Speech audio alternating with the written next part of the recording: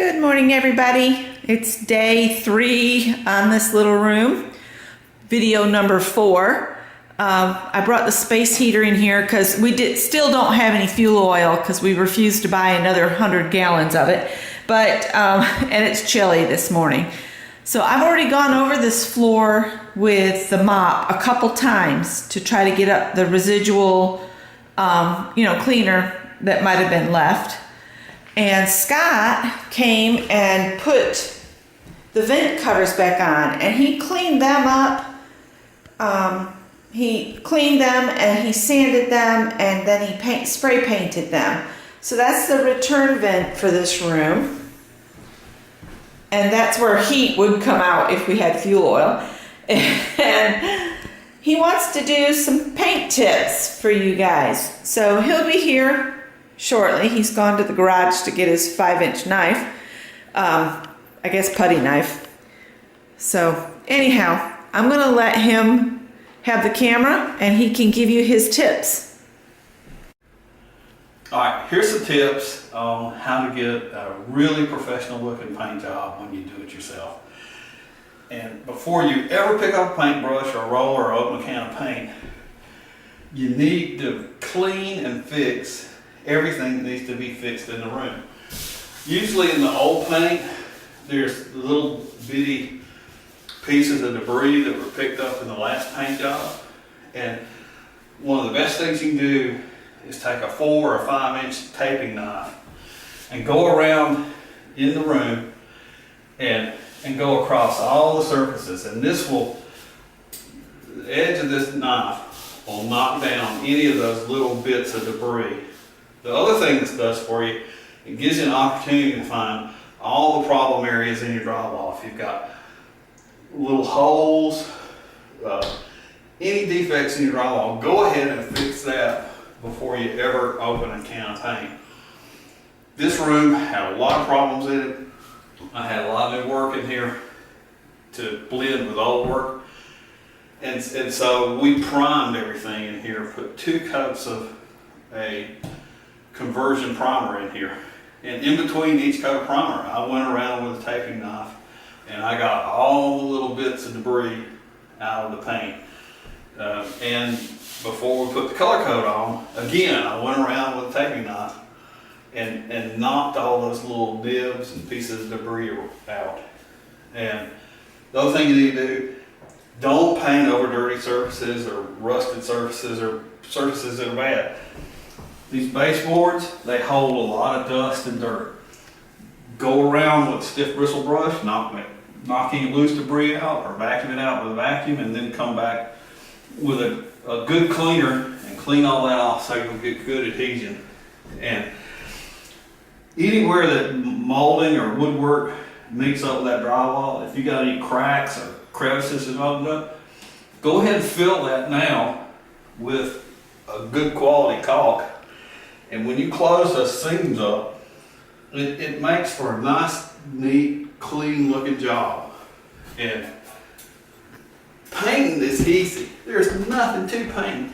It's all that prep work that takes a lot of time. And little details like these HVAC registers, they looked bad. They had paint spatters all over them. There were some rusty places on them. I took both of those registers out before I ever painted anything. I cleaned them really good with a good cleaner, and then I sanded them with a 320 grit sandpaper. Got all the rust, the problem spots off of them, painted them with a good quality spray paint. They look like brand new registers, and that really cleans up the room. When you look at all these little small details, it makes a huge difference. Plus, sealing off all those cracks and crevices tightens the room up, and it makes it easier to heat and cool.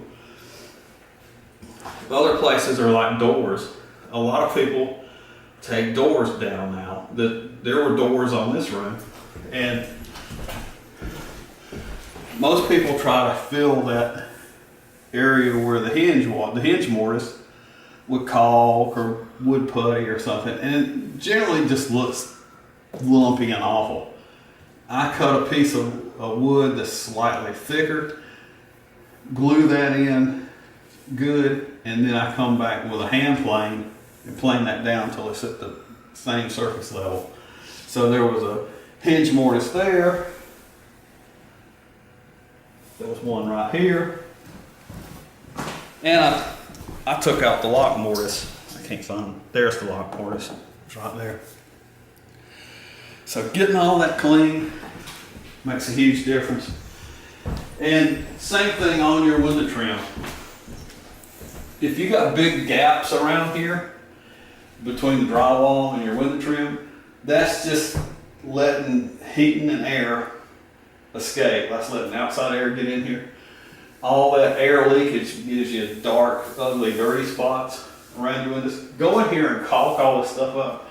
That includes at the top and under at the bottom, where most people don't look, but if you seal that off, that's going to give you a lot tighter house and save on your heating and air. It's a lot of work to do the prep. The paint is nothing. You can do the paint in a day. But the work on getting a quality job is doing all the detail stuff and the cleaning and the prep first. So that's Scott's tips about painting. So. All right.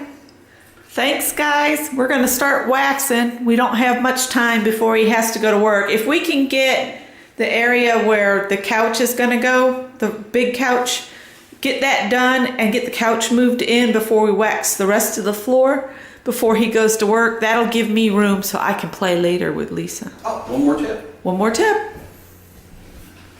All these electrical boxes, all our receptacles and light switches, there were big gaps around there, giving us huge drafts in this room.